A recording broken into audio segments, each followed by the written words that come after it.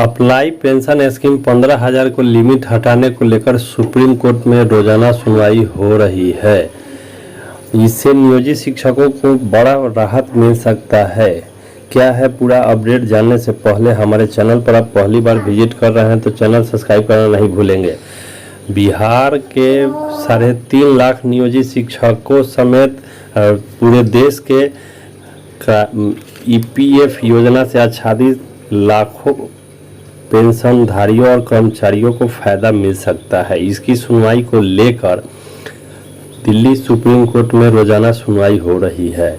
Apply pension scheme EPS के तहत निवेश पर लगे कैम को हटाने को लेकर सुप्रीम कोर्ट में सुनवाई शुरू हो गई है। यह सुनवाई रोजाना के आधार पर होगी। अभी अधिकतम पेंशन योग्य वेतन 15,000 रुपये महीने तक सीमित था। इस लिमिट को हटाने को लेकर मामला कोर्ट में विचाराधीन है। क्या है पूरा मामला, इसको देखिए। सुप्रीम कोर्ट ने 12 अगस्त को भारत संघ और कर्मचारी भविष्य निधि संगठन ईपीएफओ द्वारा दायर याचिका के उस बेंच की सुनवाई स्थगित कर दी थी जिसमें कहा गया था कि कर्मचारियों की पेंशन को 15,000 रुपये तक सीमित नहीं किया जा सकता। वहीं इससे जुड़े मामले की सुनवाई अब 17 अगस्त से 2021 से प्रतिदिन हो रही है।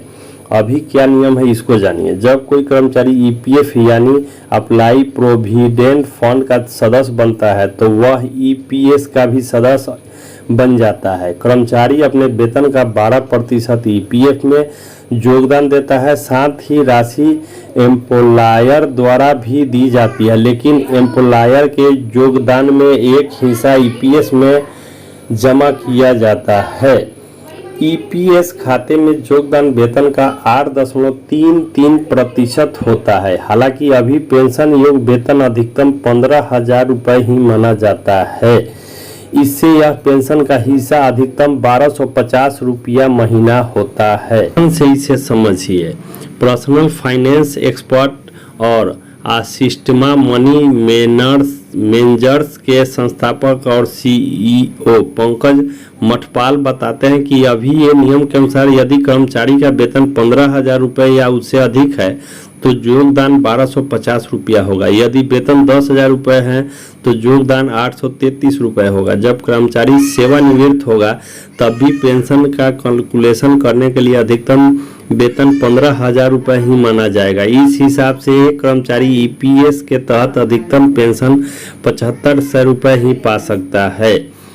15,000 की लिमिट हटाने से कर्मचारियों को क्या फायदा होगा, इस पर पंकज मठपाल कहते हैं कि यदि पेंशन योग्य वेतन से 15,000 रुपये का कैम निकाल दिया जाता है तो कर्मचारी को 7500 रुपये से अधिक पेंशन मिल सकता है, लेकिन इसके लिए एम्प्लॉयर द्वारा ईपीएस में योगदान भी अधिक करना होगा। सरकारी कर्मचारियों में तो यह फायदा हो सकता है, लेकिन निजी क्षेत्र की कंपनियों में कर्मचारियों की नियुक्ति सीटीसी यानी कॉस्ट टू द कंपनी के आधार पर होती है और ऐसे में यदि एम्प्लॉयर ईपीएस में अधिक योगदान करता है तो ईपीएफ में योगदान कम होगा या फिर कर्मचारी के हाथ में मिलने वाला शुद्ध वेतन कम हो जाएगा।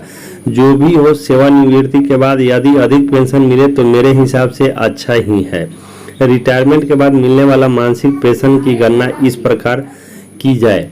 मासिक पेंशन की गणना का फॉर्मूला है औसत सैलरी पेंशन योग सेवा 2270। यहाँ औसत सैलरी यानी बेसिक सैलरी प्लस डीए से मतलब है नौकरी छोड़ने से पहले पिछले 5 साल की सैलरी का औसत है। पेंशन योग सेवा यानी नौकरी में गुजारी गई अवधि। ध्यान रहे ईपीएस के तहत मैक्सिमम पेंशन बल सैलरी लिमिट 15,000 रुपये प्रति माह तक है, यानी इतने ही बेसिक प्लस डीए अमाउंट पर पेंशन कटेगी। फिर चाहे कर्मचारी की सैलरी कितनी ही ज़्यादा क्यों न हो, यानी अगर किसी का मासिक वेतन अंतिम 5 सालों का वेतन का औसत 15,000 रुपये है और नौकरी की अवधि 30 साल है तो उसे हर महीने 6828 रुपये ही पेंशन मिलेगी।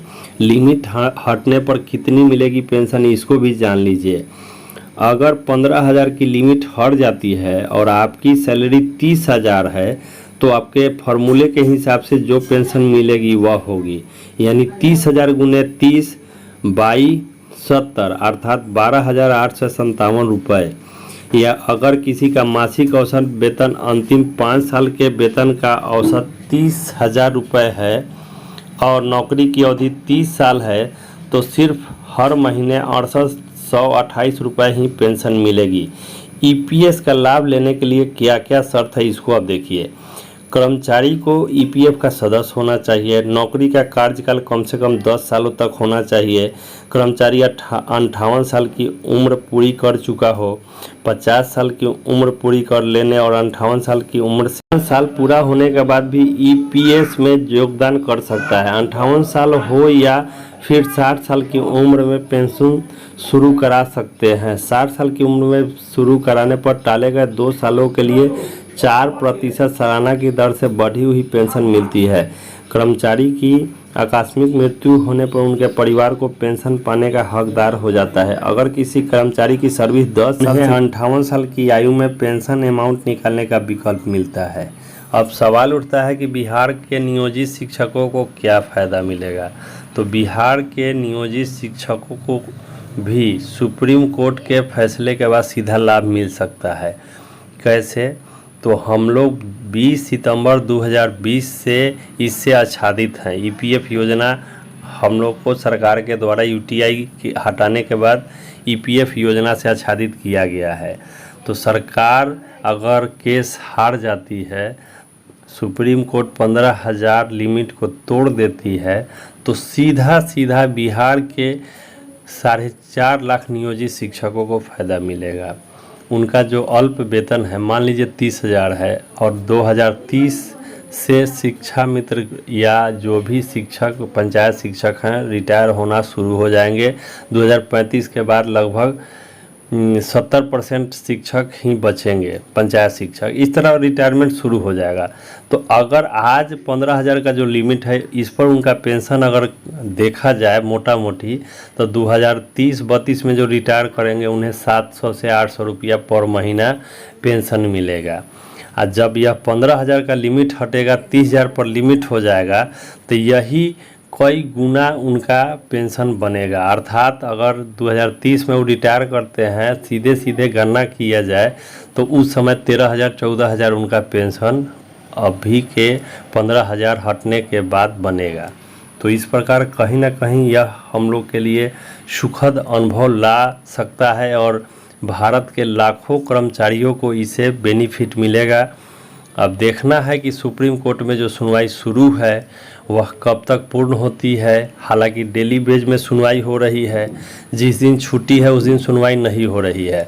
17 तारीख को सुनवाई हुआ है, 18 तारीख को हुआ है, 19 को आज देखा जाए कि छुट्टी है क्या है।